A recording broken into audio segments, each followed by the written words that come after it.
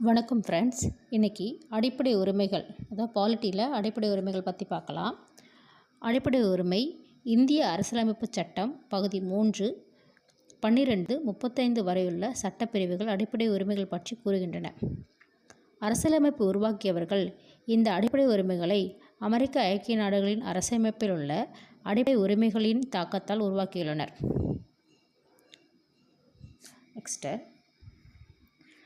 முதலில் இந்திய அரசியலமைப்பு 7 அடிப்படை உரிமைகளை வழங்கியது. ஆனால் தற்போது 6 உரிமைகள் மட்டுமே உள்ளன. இந்திய அரசியலமைப்பின் பகுதி 3 இந்தியாவின் மகா சாசனம் என அழைக்கப்படுகிறது. இந்தியாவில் வசிக்கும் மக்கள் அனைவருக்கும் அடிப்படை உரிமைகள் பொதுவானது.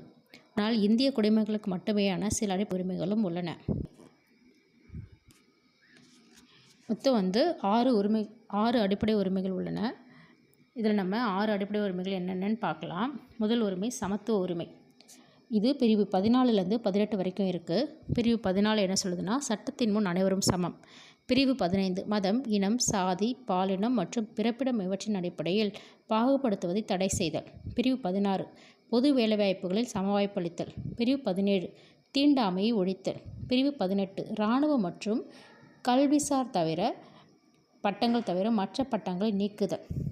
அதுக்கப்புறம் 2வது உரிமை என்னென்னா சுதந்திர உரிமை. இது 19லேருந்து பிரிவு 22 வரைக்கும் இருக்குது. பிரிவு 19 பேச்சுரிமை, கருத்து தெரிவிக்கும் உரிமை, அமைதியான முறையில் கூட்டம் கூடுவதற்கு உரிமை, சங்கங்கள் அமைப்புகள் தொடங்க உரிமை, இந்திய நாட்டிற்குள் விரும்பிய இடத்தில் வசிக்கும் மற்றும் தொழில் செய்யும் உரிமை. இதை பிரிவு 19. பிரிவு 20 என்ன சொல்லுதுன்னா, குற்றம் சாட்ட நபர்களுக்கான உரிமை மற்றும் தண்டனைகளிலிருந்து பாதுகாப்பு பெறும் உரிமை. பிரிவு 21 வாழ்க்கை மற்றும் தனிப்பட்ட சுதந்திரத்திற்கு பாதுகாப்பு பெறும் உரிமை. பிரிவு 21A தொடக்க கல்வி பெறும் உரிமை. பிரிவு 22 சில வழக்குகளில் கைது செய்து தடுப்பு காவலில் வைப்பதற்கு எதிரான பாதுகாப்பு உரிமை. அதுக்கப்புறம் 3வது உரிமை சுரண்டலுக்கு எதிரான உரிமை. இது பிரிவு 23 மற்றும் பிரிவு 24. பிரிவு 23 என்ன சொல்லுதுன்னா, கட்டாய வேலை, கொத்தடிமை முறை மற்றும் மனிதத்தன்மையற்ற வியாபாரத்தை தடுத்தல். பிரிவு 24 தொழிற்சாலைகள் மற்றும் ஆபத்தான இடங்களில் குழந்தை தொழிலாளர் முறையை தடுத்தல். இது ரெண்டும் சுரண்டலுக்கு எதிரான உரிமையாக கருதப்படுது. இது அடிப்படை உரிமைகளில் 3வது உரிமையாக இருக்கு.